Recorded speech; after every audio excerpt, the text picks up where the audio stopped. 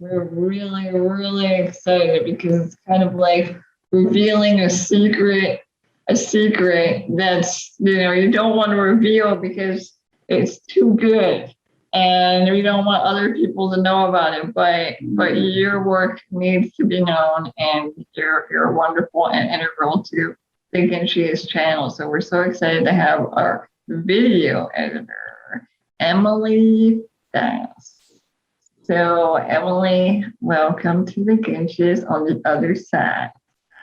Yeah, thank you. Thank you for having me.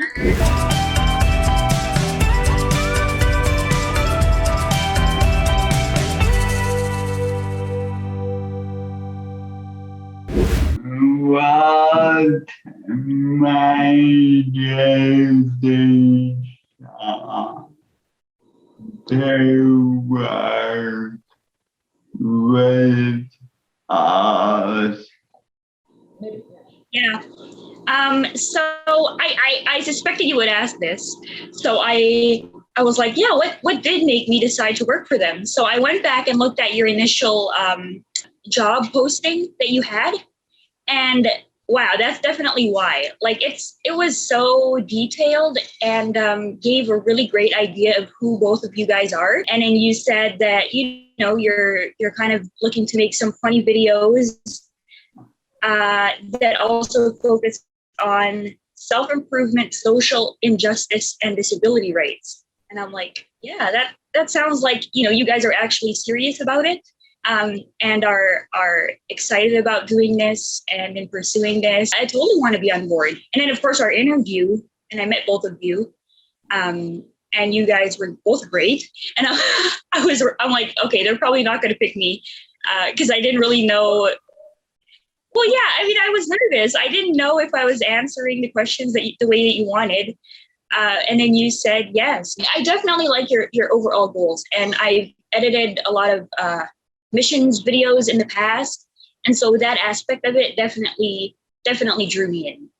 Oh, we did the right thing, Dane. Yeah, yeah. What has been your favorite episode thus far? A lot of the times I'll just be laughing out loud even before I go in to start editing. Because I'm just like, yeah, that's really funny.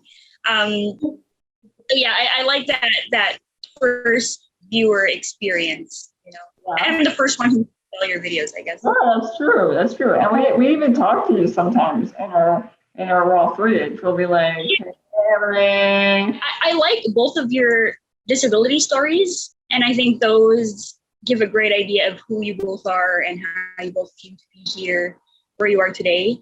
And I also really love, also from an editing perspective, the videos where you guys go out and do different things. So like, going out to meet up with Brandon, going over to his place, that's super fun. Or like the wheelchair joyrides, yeah. Or surprising Brandon with a Mustang. Those are always fun to do. People like action. I figured that. And what ways do you think that I mean, it's only been a little over a year, but that's a long time. And what sort of ways do you feel you've changed since you started working with us, or anything that has surprised you? It's definitely given me a different perspective on how people with disabilities live and the experiences that they go through every day. I mean, I have friends with disabilities, but I'm not always able to talk to them about this kind of stuff, and ask what it's really like for them, or what things they experience, when it comes to finances, or even just other people's perception of them or their perception of themselves. So the viewers may not know, but Emily is a Canadian living in the Philippines. So are these friends in the Philippines or in Canada or neither of those places? Yeah, both actually. Okay. So I have friends here, and then I also have some friends in Canada. So yeah, I think it's just been really cool to learn more about it, and also just get to know you guys as people. Well, that brings us to the next question is like, do you see working with us forever or like never stopping? Because we don't plan to stop. It would be good to. Yeah, this is probably going to be the last video, No. This, I'm just kidding. Yeah, definitely. I think, and this goes back to what I said earlier, whereas, it was clear from your job posting, you have this idea that you're wanting to put out in the world and make other people aware of. And yeah, that's something that I can always get behind. Yeah. I'd love to work with you forever. You should ask me. Why they say we are not rock stars yet. We're still not monetized. We're still in this very, very early stage. Why do you think that is? I honestly don't know. I think no one really understands how the YouTube algorithm works, how all this stuff works. I think that you definitely should have a lot more viewers. But I mean, at the same time, I think it's just there's an overwhelming amount of channels and videos out there that a lot of it just gets hidden, and you can't find sometimes what you're actually looking for just because there's so much stuff out there already. If we're anything, it's consistent because we used to do 2 videos a week, but now we're down to 1 video a week because I think we would go insane if we were doing still the 2 videos a week. But I still think that's sufficient. But yeah, I mean, we'll keep plugging away. I know of other YouTubers that have had a very slow kind of ramp up, and then things happen for them. Like sometimes it takes years, Yeah, it does. So we're glad that you signed on for forever. So that's.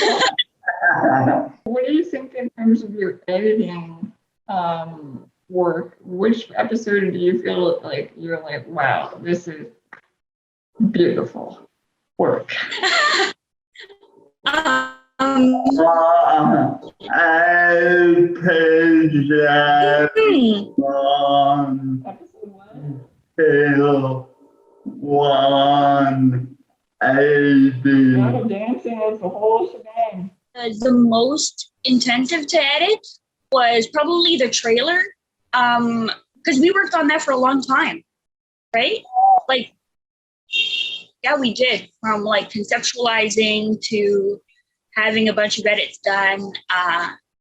Yeah, and I really like that one too. I feel like it kind of encapsulates all that the Ginchiest is and has some fun moments in it, Who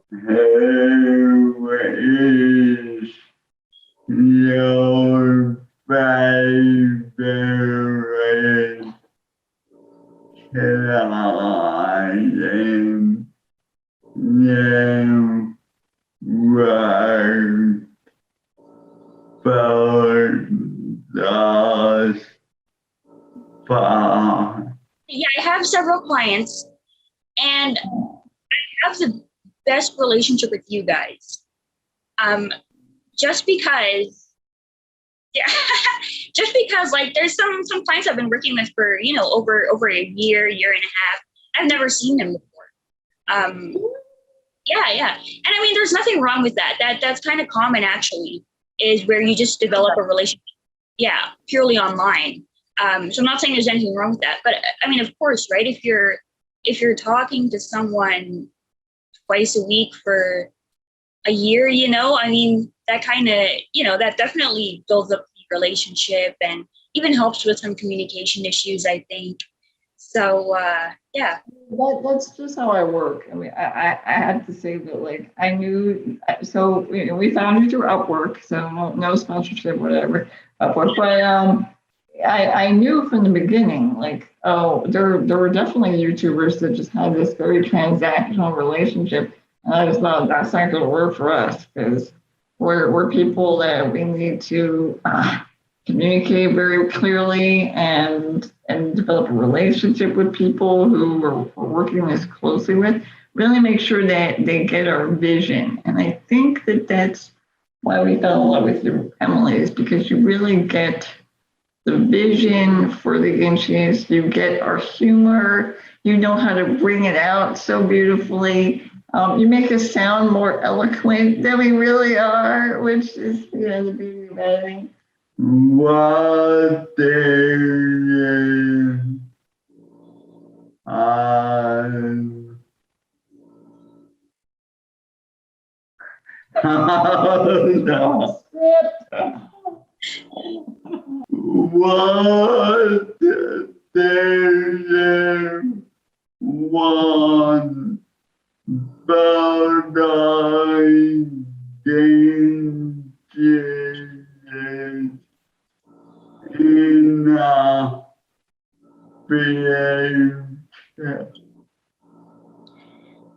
For the Ginchiest in the Future reality show. You and she are the man in earth and ladies in this show. Thanks, Dan. Yeah. Yeah, I mean, and maybe even like we talked about doing a documentary together, or I don't know if like a movie. That just sounds so glamorous. Feature, shown in cinemas. I think for the channel itself, I see it definitely continuing to grow, getting bigger, and just being a really fun community that people can interact in and feel safe in to share their stories and their experiences. And I mean, it already is that as well, but just being open to more people, having more people feel that way, and getting to know you guys, because I'm sure a lot of people would love to hear your stories, your experiences, and who maybe even have similar experiences themselves, being able to talk about that too. Well, you're one of the Ginchiest. We thank you, Emily, for being a part of this journey with us. It's been really fun. Yay! Thanks, Emily. Thanks too, guys.